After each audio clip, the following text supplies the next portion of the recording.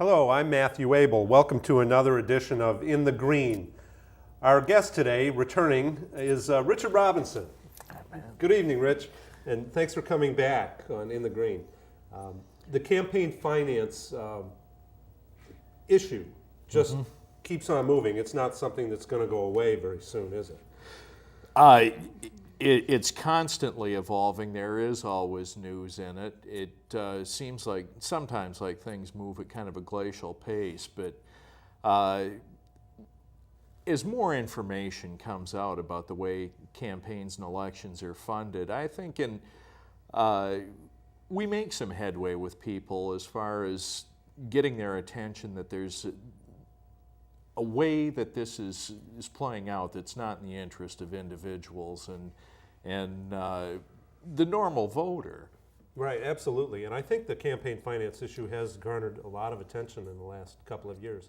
By way of introduction, for the people who haven't seen Rich before and perhaps didn't see an earlier show, Mr. Robinson is the director of the the Michigan Campaign Finance Network.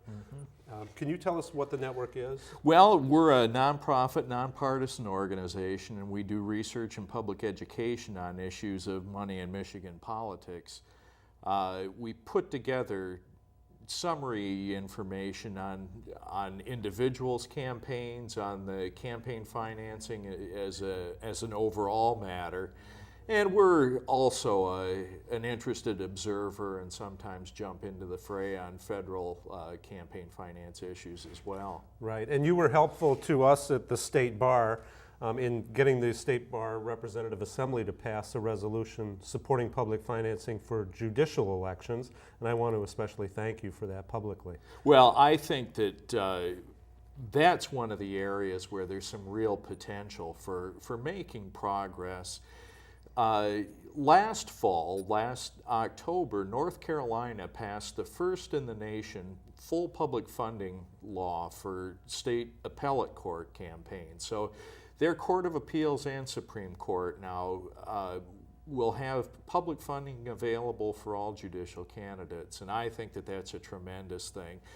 The general statement that I would make about that is judicial campaigns should be different, but we're putting our judicial candidates in a position where they frequently campaign and behave like normal politicians. And I think that there's the sense of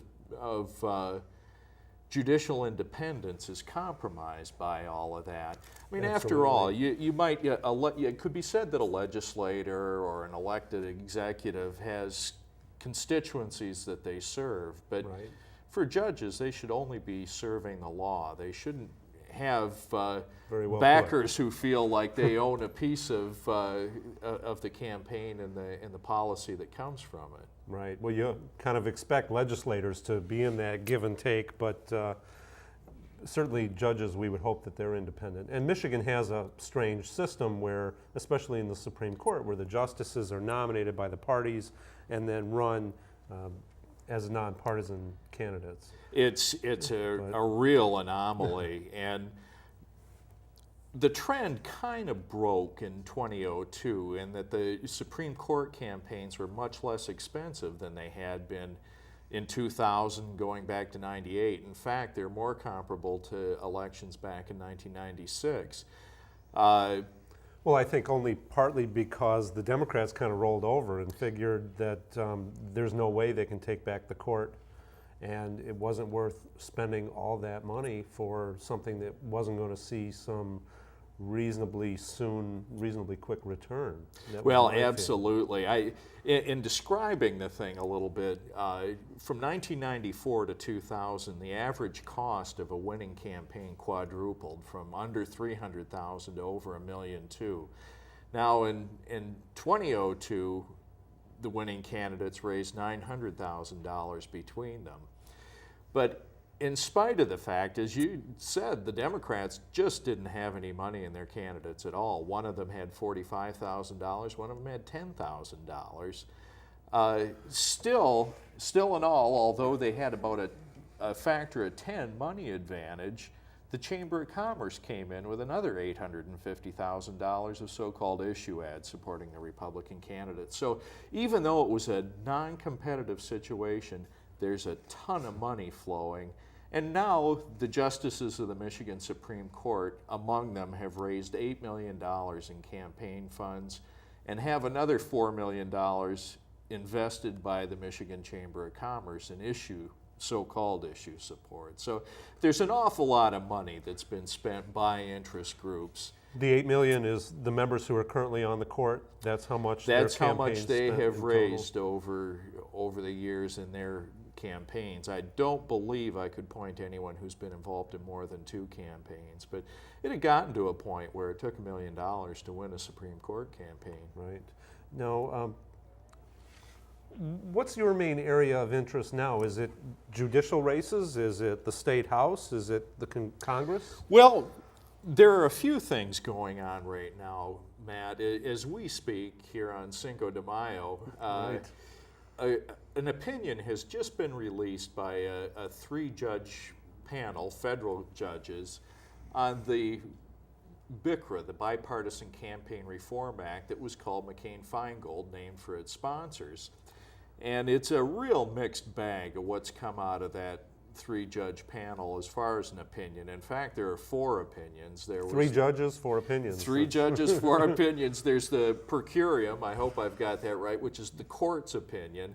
But each of the individuals, which all 3 joined in. Which right? all 3 joined in, and then each judge individually had an opinion as well. And a lot of different things have happened. I mean, one of the aspects of McCain-Feingold they upheld is that the federal parties cannot use soft money to sponsor these so-called issue ads. So that's a good point.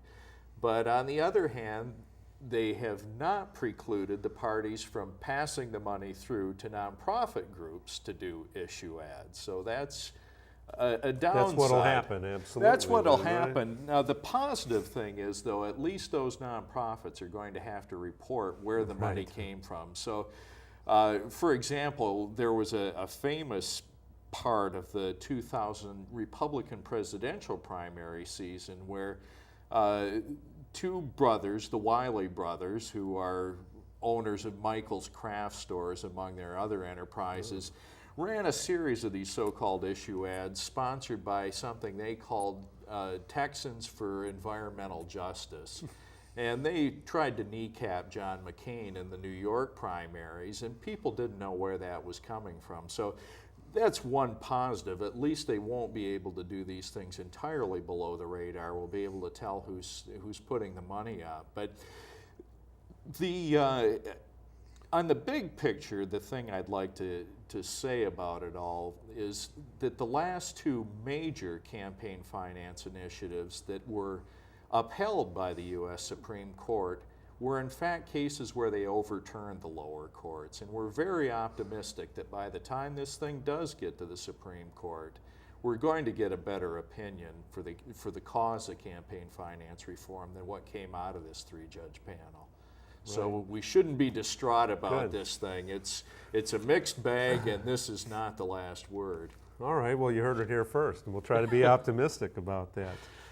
It's quite an extensive piece of legislation, so there's a lot of... Well, it is, and this opinion is over 1,000 pages long, and some of our national contacts in the Brennan Center for Justice at NYU School of Law and Common Cause have been trying to get some distillation of this thing out to us so we can follow what's going on, because I'm not an attorney myself, and I don't have the wherewithal to wade through 1,000 pages of opinions. Right, well, I am an attorney, but I'm not sure I want to read a 1,000-page opinion, and those judges are probably the same who, if they were law professors, would say you can't turn in a paper over 25 pages. Good chance of it. So it's too bad it's that complicated. What's going on at the state level, Rich? Well, at the state level, we are just finishing up a report, and we plan to have this thing published and released about June 1st. That'll be a wrap-up on the 2002 election cycle.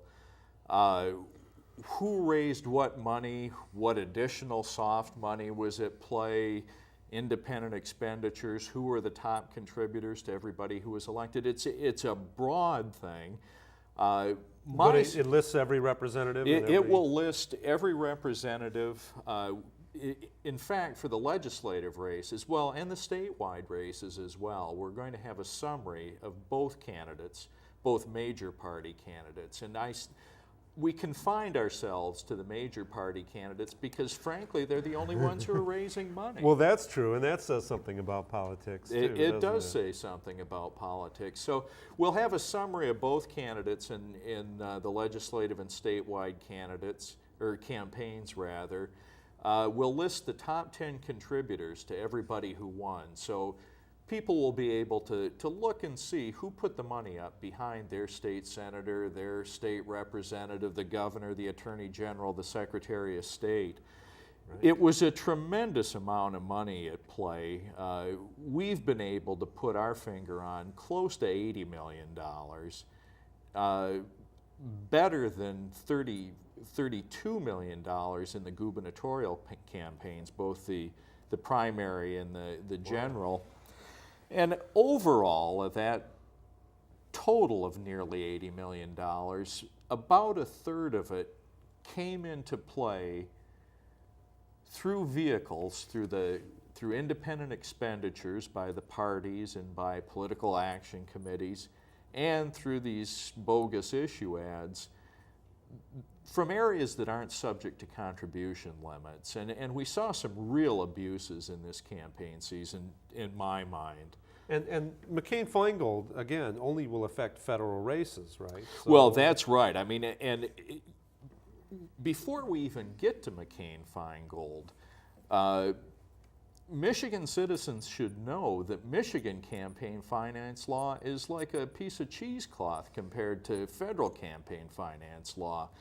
There are limits on what an individual can give to a candidate in state campaigns, as there are at the federal level, but there are no limits on what an individual can give to a PAC or give to a political party. Then they in turn can make these so-called independent expenditures without limits. So I could give Rich Robinson, it used to be $3,200 or $3,500. $3,400. And but I could give the Green Party $10 million and they could spend it on issue ads attacking your opponent. Absolutely. And let me give you just a couple examples of how this played out. In the Democratic gubernatorial primary, there was a new PAC called Citizens for Responsible Leadership. It raised about $1.3 million and spent over $1 million supporting former Governor Blanchard's campaign. $900,000 of that came from just two households, Jim Pappas and Ted Gutseros, the Greektown entrepreneurs. So the point here is, as you mentioned, as individuals, they could have put $6,800 into this whole effort, but by running it through a PAC and having the PAC spend the money, they were able to put in nearly $1 million. No, technically, that's supposedly legal, right? I mean, well, it is legal. It is legal under Michigan law. If there's an intent to evade the law, that's not legal, is it? Well, the fact of the matter is they're not really evading the law, and the problem is that our law places no limits on what you can give to these political committees. And that's in contrast to federal campaign finance law. They couldn't give $900,000 to a federal PAC. The most anyone can give to a federal PAC is $5,000. And that keeps the whole thing more under control. You still give it to multiple PACs, but at least they can give it to multiple PACs, but it's more difficult to do it's that. more difficult to put all this money from an individual. Another example of how this played out, there's a PAC called the Great Lakes Education Project, which is... They all have wonderful sounding names. Well, they do. They, at the very least, they sound benign, if not downright, I don't know, right, benevolent in outlook and purpose. This is one that's essentially a project of the DeVos family from Grand Rapids. Betsy DeVos, who's now the Republican Party chair on her second time around, and her husband Dick DeVos put about $500,000 into this PAC. Her mother put $50,000 in. His parents put $100,000 in. Robert Thompson, the asphalt baron from Belleville, put $100,000 in. And then they, in turn, spent almost $700,000 again on independent expenditures, mainly in legislative primaries. But the money they spend often tips the balance. And again, I'll cite just one example. There was a Republican senatorial primary up near Traverse City. A former state representative, Michelle McManus, who ultimately won the seat, and a former state representative, David Mead. Well, the money that each candidate raised was about equal, but then the Great Lakes Education Project came in and dropped $88,000 on it. And On the McManus side. well, supporting McManus, that's Right. right. And I was following letters to the editor in the Record Eagle, and people are asking, where's this money coming from? Now, they happened to time their contributions into the PAC such that most of it wasn't reported Until after the election. Till well after the election. And in fact, the Record Eagle called the Great Lakes Education Project and said, what's going on? And they said, oh, we put $25,000 into that campaign. And it turned out, as I say, to be close to $90,000. So they were lying to the press. well, They were I asked the telling the executive whole director story. about it, and he said, "Oh, we don't want to give away our strategy in this thing." The fact of the matter is, I think voters would have been up in arms if they'd had any idea how much money was being plopped into this thing, essentially as part of one family's enterprise. and perhaps it would have backfired also. I think there's a very good chance of it, because I think it offends people's sense of fair play. It's one thing to go out and raise $100 or $200 or $50 from your neighbors to run a campaign. But when it's an interest group or an individual or a wealthy family that's pumping in $500,000 or $1 million, that offends people. And especially where they don't reside in the district and they have no business interests in the district, that we can say. Absolutely. In their case, their issue is... They're in Grand Rapids and this race is in Traverse City. They just want to control the legislature. Well, I had a Republican state senator make a comment exactly to that effect to me at one point, that Betsy DeVos and Tom Monahan, the former Domino's pizza baron, just want to own the entire legislature. Now, this is a Republican who said that to me. So I think that there's a fair degree of evidence that they're certainly exercising their prerogative to put money around. And it's for that reason that I think the legislature should serve the public's interest and put some limits on what we can give to PACs, because it's just not right. And money does matter. I mean, 95% of elections are won by the candidate who's got the most money. Who does the most television advertising? That's the way it plays out. In a lot of the legislative races where it's not practical to buy TV, it's direct mail as the preferred medium, and radio. I mean, people use all these various media to not to mention billboards and lawn signs. Not to mention billboards and all of the rest. But it seems that most of it is major media, at least in the metropolitan area. But you're right, the direct mail is not as visible, except if you're getting the direct mail. If you're getting it, and I had people tell me they were getting 12, 15 pieces of direct mail. Wow. And the interesting thing about these is these are more or less template pieces. Well, they'll drop in the specific the picture. That's right. Bio. But basically, the same text will go into 20 different districts. So it's support the president, vote Republican. Well, one of the things that happened, and this is an interesting case, there was a Republican state house primary in Plymouth, and an incumbent state representative who had supported public schools throughout his first term in the legislature was being challenged by somebody who'd put up a website laced with obscenities and all this kind of stuff. Well, the Michigan Chamber of Commerce, and again the Great Lakes Education Project, poured a ton of money into this campaign trying to knock out the incumbent.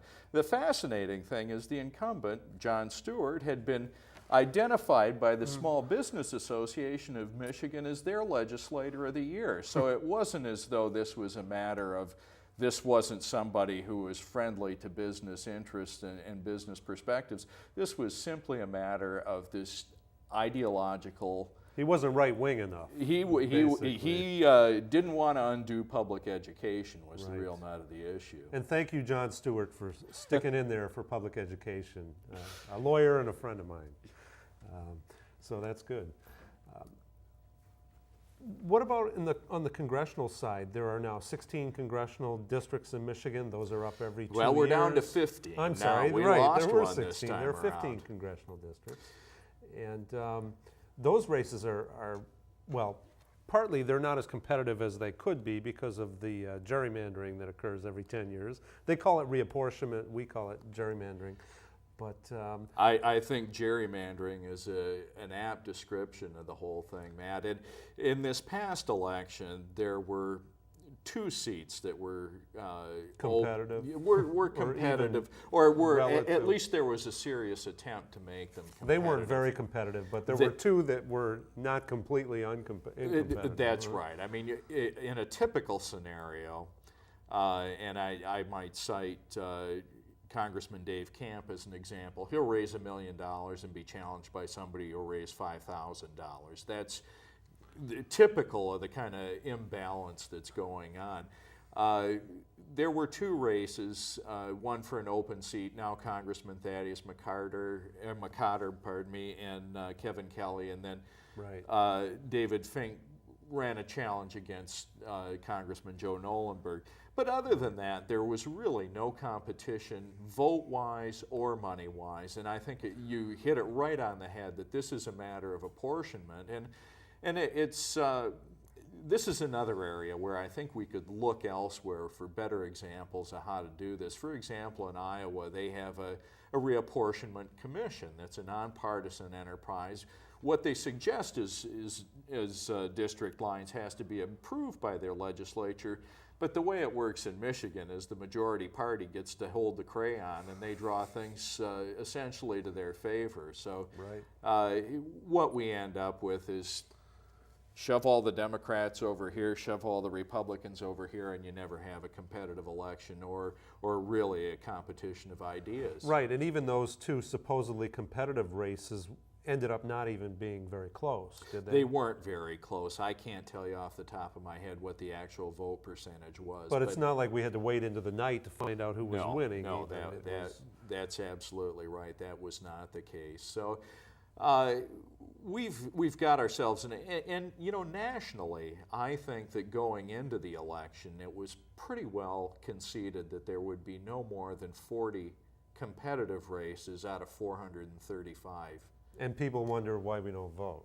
Well, I'd say that's exactly the case, and that brings up an interesting point. I mean, we vote, don't get me wrong. We vote, yes, but about half of our fellow citizens eligible to vote, even registered to vote, don't bother to vote. And it's an interesting point. We had in Michigan this time around 3 state house races that were won by a plurality vote. That is, the winner didn't win 50% of the votes that were cast. That means most of the people voted for somebody who didn't win. That's right. That's exactly right. And in 2 of those cases, a Democrat won, and the third party candidate was a Libertarian. Now, one might well imagine had those who voted for the Libertarian not voted for the Libertarian, they would have voted Republican. Right. In a third case, the third candidate involved was a Green, and a Republican won that seat. And this suggests to me a great opportunity to implement instant runoff voting, so people could vote their conscience and not worry that the least desirable candidate might win as a result of their voting for the candidate who's really their preferred as far as philosophy and policy orientation. And just as a reminder for our viewers, instant runoff voting is a mechanism where you can pick your first, second, third, and so on choices, and the person with the least number of votes on the first go-round is eliminated. It's an instant runoff. And that way, there will always be a majority winner. That's right. That's right. People's second choice may end up tipping the balance and making the decision. So, and as I point out, this works both for and against both of the major parties. It's a double-edged sword. Right. And Sure is. and my sense of it all is it might encourage more people to come out and vote if they were able to say, I can cast a vote for the person that I really want to win. And should that candidate not have enough votes to win, my second choice can win. Right. I think Right. it has more appeal. That would be good. It might bring out a lot more people, or at least there's the opportunity for that. I think don't it's an idea worth trying. And maybe an election day holiday where people could have time to vote. I think that would be another real step forward. I think another issue that makes a lot of sense is to allow people to have absent voter ballots without making an excuse. Right, As it stands now, the elderly and the infirm are entitled to have an absent voter ballot, or if you're going to be out of town, you're entitled to one. What you end up with is some people go in and tell the clerk they're going to be out of town, even though they're not going to be out of town. Just so for the they can- convenience. for the convenience of it all. We shouldn't we shouldn't put any obstacles in the way of people participating. And the other advantage of an absentee ballot is it allows you to take your time and read the ballot and make your choices. rather than And be really standing take the in time to line. get acquainted with who the candidates are. You know, it's just embarrassing to me.